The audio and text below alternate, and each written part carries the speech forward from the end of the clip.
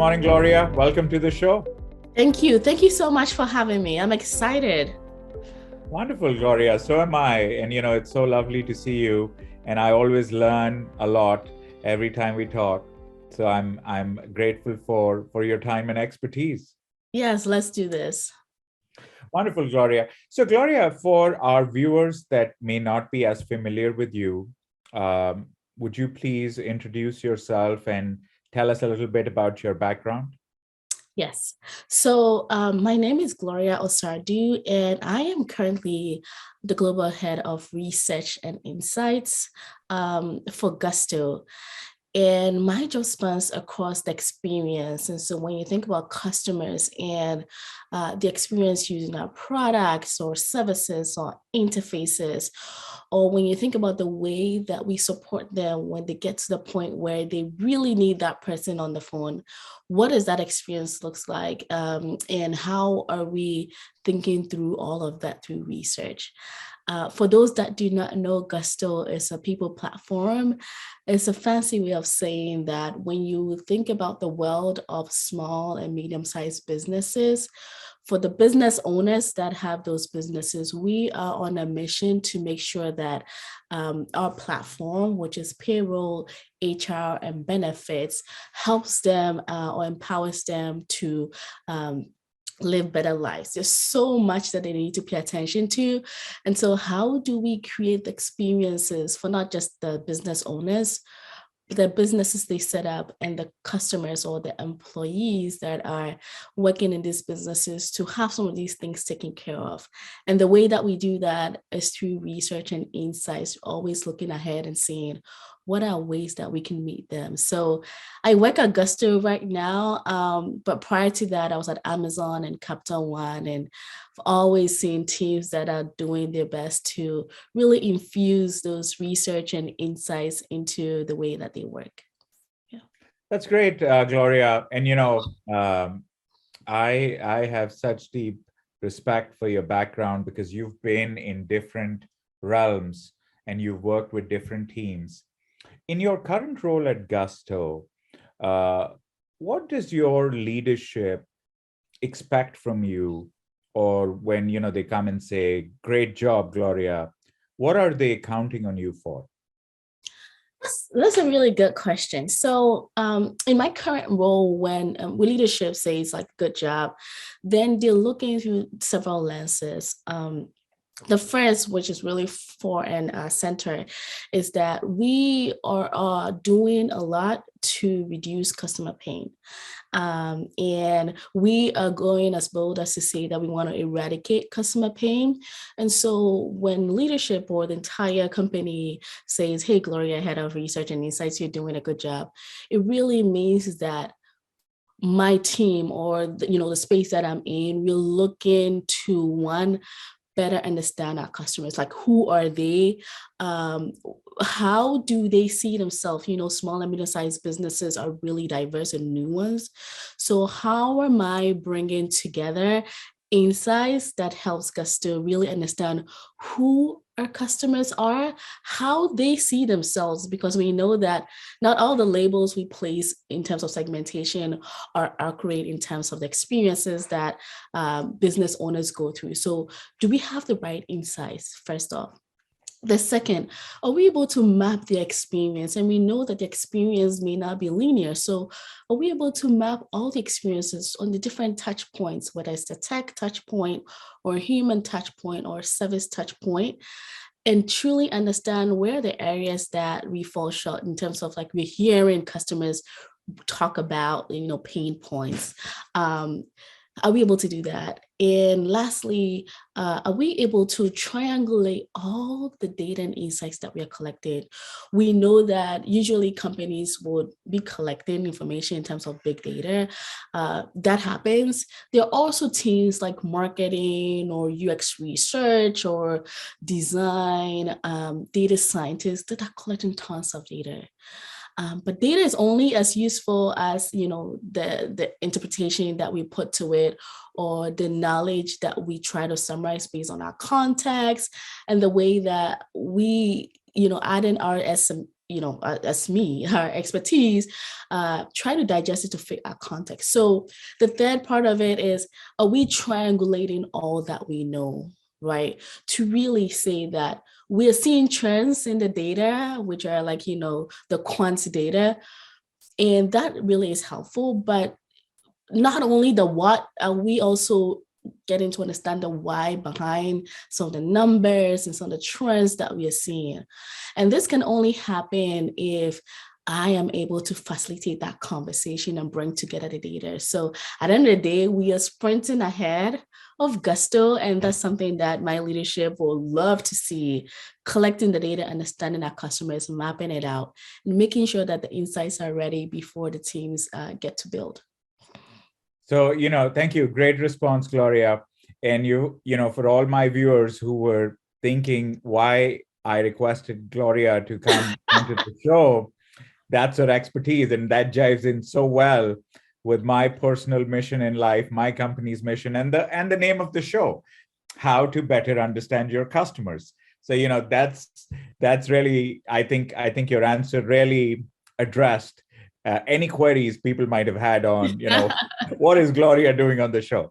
So perfect. So Gloria, as you help your teams and your leadership in better understanding your customer, this is something that we focus a lot on. This is also, my passion in life as well. Can you talk a little bit about, because I want to dive into this now, from your perspective, when you are helping your teams, be it marketing, be it operations, be it sales, when you're helping them better understand the customer, what are some of the challenges that you are either faced with or you see your teams getting faced with? Can you talk a little bit about that and how you guide them? Yes, this is a loaded question. I will start from the beginning because I see this as tiers of like different teams depending on where they are. So, like I mentioned earlier, I have worked in academia and consulting, Yeah. in banking, tech services, cloud, and now in a startup, helping with SaaS and building a platform. What I see when it comes to supporting teams and some of the hiccups that start to turn around is the maturity level of understanding, like, how do we understand our customers? Where does that fall in as we're striving to build products or kind of engage with our customers? So the first bottom, which I call foundation, is just establishing a shared understanding of why the importance is just like so strong for companies and teams to get close to the customers. I think that, and these examples are not at Gusto because Gusto has done a good job just, with the culture and understanding why it's needed to get close to your customers. And this is not even for research, but to have that customer empathy or customer inspiration. You're trying to build something, you know what it is, you think you know the importance that customers would get from it, but are you talking to them to get inspiration? In the small and medium-sized business industry, it's so nuanced that the inspiration is key to understand like what drives folks and how they see things that you want to build. But I digress. When we come back to the foundation, I mentioned that we need to understand the importance of just like doing research and understanding what we're trying to do based off the customer perspective. And I think that if a company, whether it's like how they are organized, product design, engineering, marketing, sales, or whatever the teams are composed, do not fully understand the importance of doing that, I think that's the first roadblock. Like, you can get companies or teams to see the value and create the space that research needs in order to sprint ahead and do the groundwork and get the insights that are ready. I remember one time I was consulting and you have companies come to the agency to do research work and they're right in the moment of starting to build. And I'm like, no, you have to do the research way in advance and then sit down and have a conversation around what is it that the insights are saying? How do we make meaning of it? Where do we meet the need space halfway based on what the company can do or what customers are trying. So that's the foundation of it. I think the second is that research has a certain level of rigor to it. Like, companies do customer journey mapping, they have insights coming through customer care or customer support. They see data from data scientists, they sometimes consult with agency. But for in-house, I think that, sometimes the level of rigor that goes into the research is varied. And so, for example, a company believes that you should get close to customers, so you have product folks rightly doing what they need to do, going to talk to customers and getting those insights. But then we know that research goes through that scientific inquiry, that assessing your biases and assumptions that you have, and really staying objective when you need to, but also adding that expertise that needs to be added in order to make meaning for what you're trying to look for. And I see this being like a huge roadblock for some companies that know the value of research, but they're sprinting ahead to do research. And they're not really pausing to say, how do we do equitable and ethical and really, inclusive research, so that we are not just tapping in the right, like, you're barking at the wrong door, but it's good to be barking at a door, but you don't know which door you're barking. Or you have done the research, but the interpretation of that research is just like, what did they say? Did it really translate into a trend or a theme? Or are we kind of adding our lenses that sometimes are myopic? So that's a second area. Like, we know what to do, but we don't know how well to do. And I think that that's where we really need to seek, if we don't have in-house research, to seek agency that can help you with whether it's journey mapping, customer mapping, or trying to break into a new industry. And I think the last one is it's just the relationship that we create, right? This is the last level where teams know research is important. They have research teams. They know the right way to do research. But the research, and if it's embedded in design, it's in isolation of the business. Right. So you're doing the right thing. You're creating insights. You know what is broken. You're trying to fix it. But the business has certain goals and constraints and direction that they're trying to go to, whether it's for a physical year or for the next 5 years. Research is in isolation, design is in isolation. And so what happens is that we put in a ton of resources, we're doing the right thing, but then everything halts. Like, nobody takes it and carries it through, right? Because research teams and design teams are not getting close to the business, and we're not helping the business understand, like, how do we ruthlessly understand how to lockstep with the business. And I think that's something that Gusto is doing really well right now, because like, it's really hard work to put in that effort to lockstep with the initiatives that are happening across the business. And you can do all the right things, but if the business is not paying attention to what it should do, or it has different goals, like, nothing can happen at the end. Now, that's great, Gloria. Thank you for sharing those examples and your thoughts. I think that is so on point with a lot of the challenges that even we as a consulting firm see a lot of our clients be challenged with. So I think your experience shares and comments over there are very valuable. Something that I also want to underline for our viewers also is, especially dovetailing, Gloria, on what you said at the end about alignment with organization goals. That is so critical. And as you know, every time we get a project, and a lot of times where, we have clients tell us, we spent all this time and resources and investment in doing this work, and it never got executed. Yes. Or it was, we did all this work. I mean, that is a common frustration in the insights and research community, where we do all this work, we spend all this time, and then our insights are not acted upon. And I think my counter to a lot of my colleagues over there and to even a lot of my clients is, was it aligned with the organization's business goal to begin with? Yeah. You know, and sometimes I'll have clients tell me, yeah, it was. And then, then I challenge them a bit.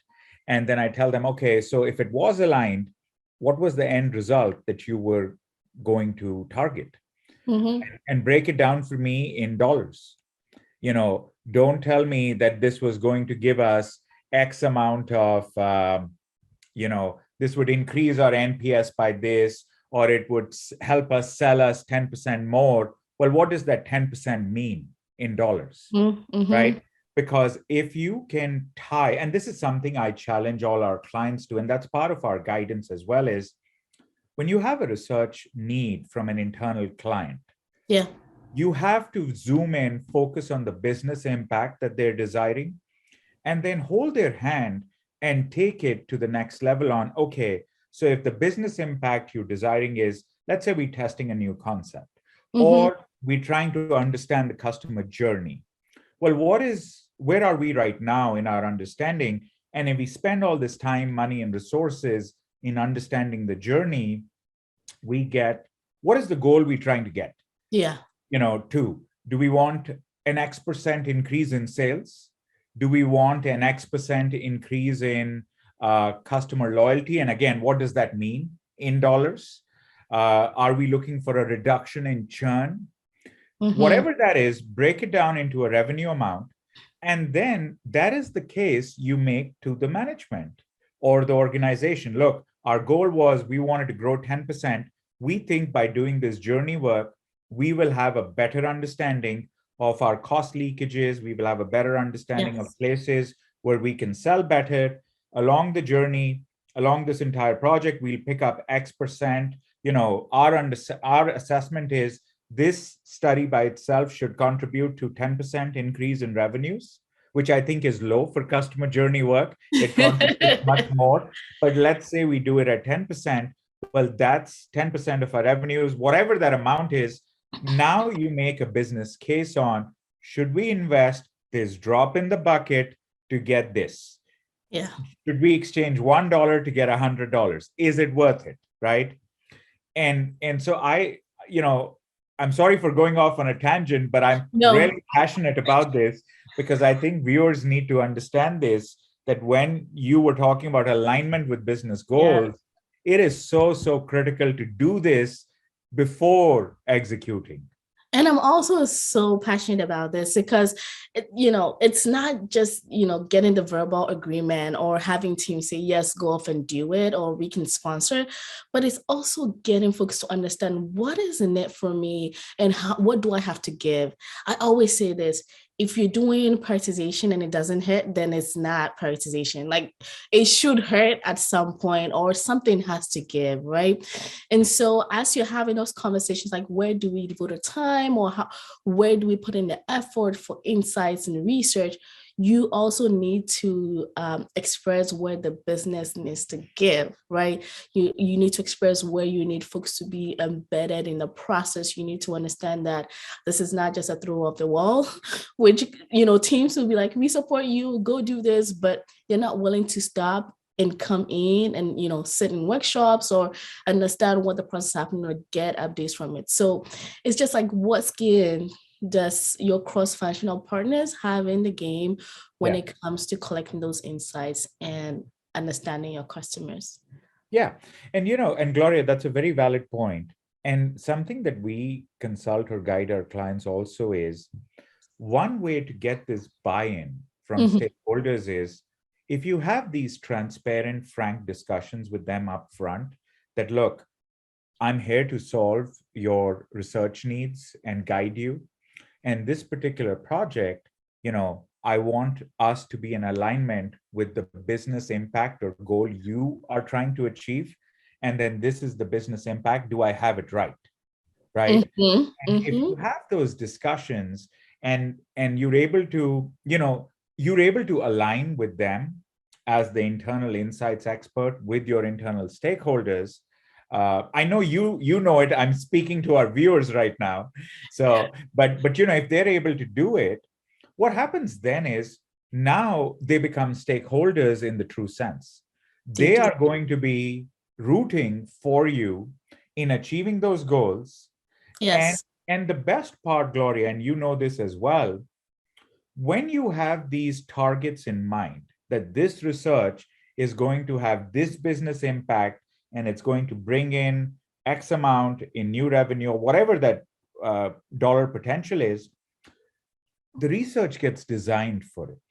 You Yes. don't get lost in the maze of, well, it'll also be nice to know this. As researchers, we've all been there where you're trying to do a targeted survey or a targeted research effort, and all of a sudden you're left with a 60-minute survey, right? Yeah. And so that helps you in also refining not just a survey, but the whole research effort, right? So Yep. it's more targeted. And I can keep talking about this, but I just want people to understand that this is all coming from your comment, Gloria, about the alignment.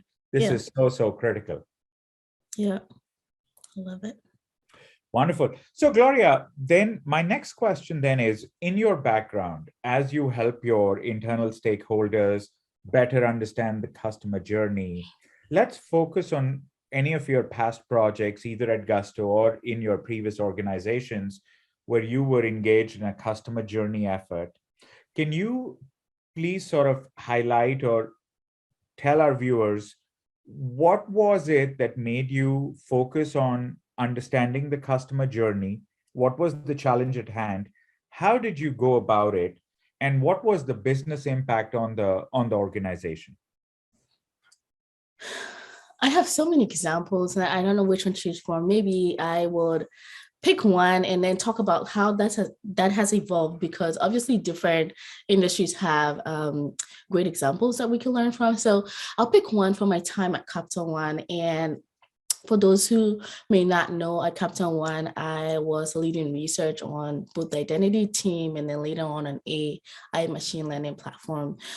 But on identity team, we got to a point where Capital One was going into a new territory of identification, virtual identification, and we call that sign in, sign out with Capital One, basically third party. And so, for example, for a small, a medium-sized business like CVS or ADP, when you're trying to authenticate and go into their portal, or for some reason, like, sign in, those small companies would need a really stronger know your customer KYC to say, hey, Nitin is the right person that wants to go into the CVS portal.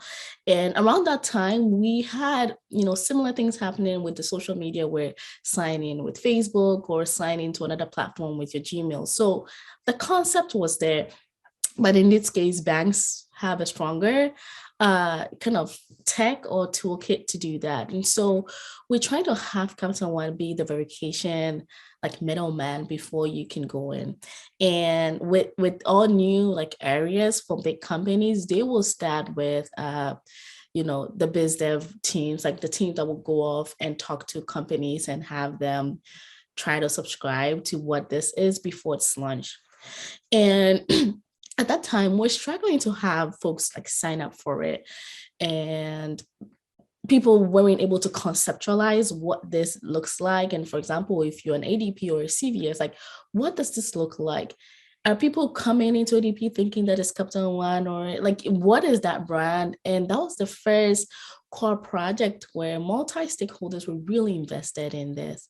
And so what happened is we had to really go from the ground up, start to understand our customers aside the data and the insights that we knew from our bank customers. Like, these were B2B2C, where we really need to understand these small and medium-sized businesses and what the need is for verification authentication. And the research and insights that helped us with that customer mapping was, one, we had to really go off of that traditional way of like research operates and like when there's a design research or there's a product question to going to sales. So what is that conversation looking like when our sales reps are talking to these companies and telling them about their value, right? What is engineering seeking to do with this new technology that could verify in a matter of minutes and seconds? What is that language around how we are talking about the, the outcomes and what's that benefit? And then the extra layer, which I really think is the core of customer journey mapping or customer understanding, is how do you build off of a certain point where you can customize and personalize for new one situations.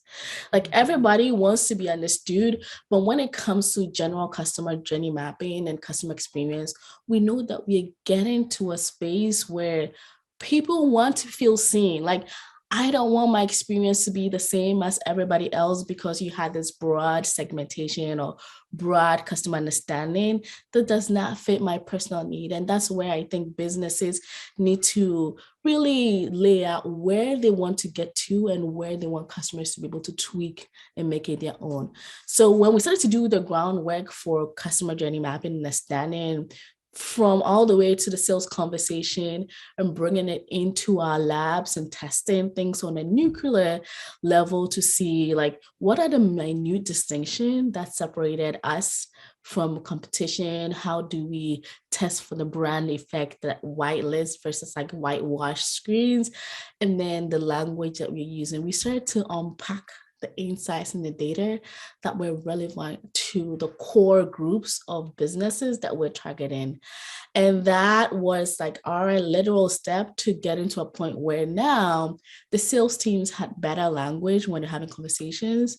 We understood where the breakage was in terms of the concept and this new idea and where people can get the usage. And that last part of customer exploration or customer journey where it's kind of like, okay, I understand them, I built something for them, what happens next, was also targeted. So post launch or post when they get onboarded to this new technology, what are the metrics? What is good enough? If they need help, if they need support, how do we get them the support and the help that they need and continue that relationship? It's kind of like, I think it's kind of like dating. Like you never know the person that you're dating in full, or you never know your spouse even after you get married. So you keep learning about them, you keep understanding them, you keep learning what are new things that are trending in our ecosystem that would be influential to the way that we support them. And then how do we meet them, right? Delighting them at the places or the points in that interaction that they need. And I think that is something that I'm starting to see as trends where the journey map is not just linear or is not just like from point A to B. We are seeing that to be an experience. Like it's just this ecosystem of experience that we are seeing. And so it's just a flywheel, right? So you start to understand, map out what you're thinking the experience or the interface or product is before, but then even when you build it and even when, you start to tweak it until the time you decide that you want to deprecate that kind of, offering, I think that mapping should be done from time to time. That's what I do. Like if I join a company, I'm looking to understand what we know and then possibly revamp it because data gets old, insights get stale, and the world moves faster than we think. And so just doing that continuously helps a lot. And that's a great example, Gloria, and thank you for sharing that. For our viewers, something that I also want to highlight in Gloria's example was, at the end, when you had completed the journey effort and what you guided your internal teams on was that this is not a linear process. It's more of an ongoing sort of an ecosystem of experiences.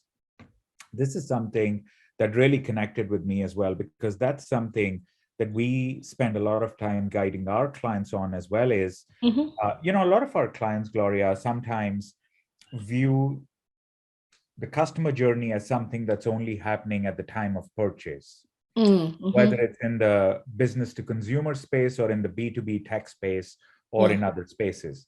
Our guidance is no. There is one stage of the customer's Exactly. journey, as you know. Yes. It has to be looked at more holistically. And those key moments, Gloria, that you mentioned, those moments that matter, or those moments of truth, as we Mm-hmm. like to call them, that is also something that we guide our clients on. And that's something that I connected with in your example as well. These are these moments that really connect each journey stages to each other. And Yes.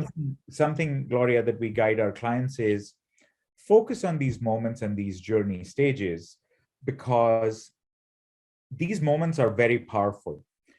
Not only do they occur and guide the customer through, but if you are not optimizing the experience of the customer at those key moments, then you are at risk of that key moment becoming a pit moment or a pain It point. adds up. Yes. Yes. Correct. and Mm-hmm. and if that happens, something again that clients need to keep in mind, or organizations need to keep in mind, is the customer is not part of your journey. You as an organization are part of their journey. Yes. And if you lose track of these key moments and are only focused on when they're about to make that purchase with you, what will happen is the customer will move through these stages of their journey holding someone else's hand. And Yes. that is where you lose out. So you could have the best website, you could have the best salesperson, but if you are not focused on these moments that are happening, throughout their journey, or like you said, Gloria, in that ecosystem of experiences, then you've already lost that chance to the dance in a way. And you could keep focusing and finalizing and improving your checkout or sales process, or the shopping process, or the Mm-hmm. stage, but you've already lost the customer. You have. So so so that's something I picked up in your experience share, and I wanted people to really understand what you mean when you say an ecosystem of experiences. And the numbers also show. I remember one time consulting, I did consulting for a long time, and a customer came to us for support, and they were wondering why, when it comes to client support or customer support centers, when a customer has a really terrible experience and they have that call, and we can tell that it's such a negative experience and sentiment, it really drops the love for the company or for our their product. But when they have like good or great experience, it's just like, yeah, I expect you to. And so they were concerned and they wanted to investigate why. Happy moments are happy moments. It's kind of like customers are expecting those happy moments. But when there is a drop, or when they have one terrible experience, when they can have thousands of, great experience, but when they have that one key pivotal moment that doesn't go well, it just drops their love and it drops the trust that they have. And just like, yes, it adds up. And so as you're building that relationship, don't just think about, like you said, those point of sale or that one moment, because they are building a relationship. And this is why I encourage research teams and teams that are embarking on getting to know your customers to tightly couple with marketing and some of these, like, pillars of businesses, to understand what is it that we know, how do we build this exciting brand, but also build this exciting partnership to have them know that, yes, the company or whatever you're selling is not just this one-time thing, but you're building. And we see that from a lot of campaigns where brands want you to feel like we are there from the time that you're born to like whenever you need us. And we're starting to see that a lot. Great, Gloria. So we're almost at the end of our time. Okay. Mm-hmm. I want to leave with asking you one question, and this is something I ask all my guests. Yes. Given your rich background, if you had to go back in time and redo that customer journey work that you did, or if you were planning something in the future, is there any key improvement that you would make? That's a really, really, really good question. I think that's something that is just like my personal learning goal to just keep being better at it. There's okay, I'll tell you two things. There's one thing that I would have improved in my last experience, and this was, working with SSA to think about to reimagine what that relationship looks like for every American citizen when you get your social security number to when you go for benefits from retirement. One thing that I wish I'd done was to, and I think we talked about this, is to fully understand Americans and the way that they live life and try to infuse that journey of SSA into their lives. And I think you called it, where we try to bring them into our world of like product or offering, whereas their life is the main dish, right? And we are trying to understand what's going on and to fit the way that we want to build that relationship with Social Security into their life. And so I think we had it like turn around where we're thinking, okay, let's build this isolated journey map, try to understand them. But then research was telling us that different groups of Americans, depending on what demographics or criteria you want to dissect, they have a way that life has been for them.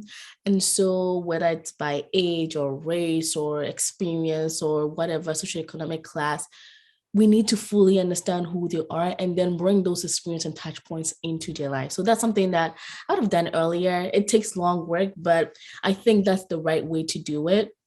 But in the future, something that we are trying to do is to really think broad and wide, and it's something that I'm doing at Gusto, is to really think deeply about the way we get to know our customers. It doesn't have to be when we're about to launch a product. And so the way that we are going about it is to have different tiers of understand our customers. And we have programs that we build around all of this. So when it comes to design and the way that we are designing, we have different research programs that help us understand whether it's the concept that we're trying to pitch and experience and how that relates to our customers, or it's a walkthrough to see how people do it on their own because we're not going to be there when they go to our products. And then we also think about our product folks. So product folks really always feel like they are in charge of like what the product direction is. And so what is that program that helps them get that customer empathy and the customer inspiration to help them think about the future for customers and even go beyond that to delight them? And so what is that enablement and how does it look like to build that voice of the customer or to have programs for product folks to do that? And then we also do kind of like that customer support part of it where we are collecting information, but we know that when people get to that customer support, it's just like really high stakes situation. So how do we get our agents that are talking to these customers to have some form of like templates and training to get to understand customers in those moments?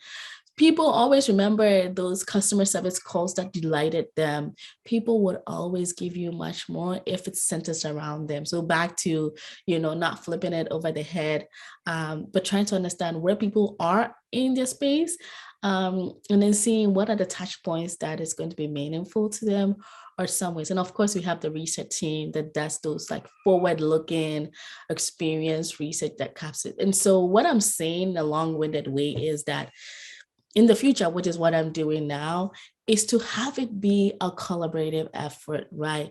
The teams that need to be empowered are being empowered to do research and get close to the customers. The teams that can do research because they're skilled and trained are doing those forward-looking hardcore research, problem space investigating.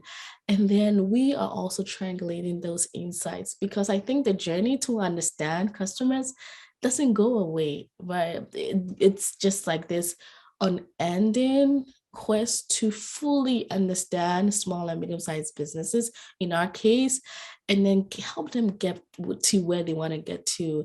And this is just really a humbling act because you get rid of all the expertise and the things that you think businesses need or the things that you in your heart know that they would want to really start from the ground up and say, what is your business? What are you trying to do?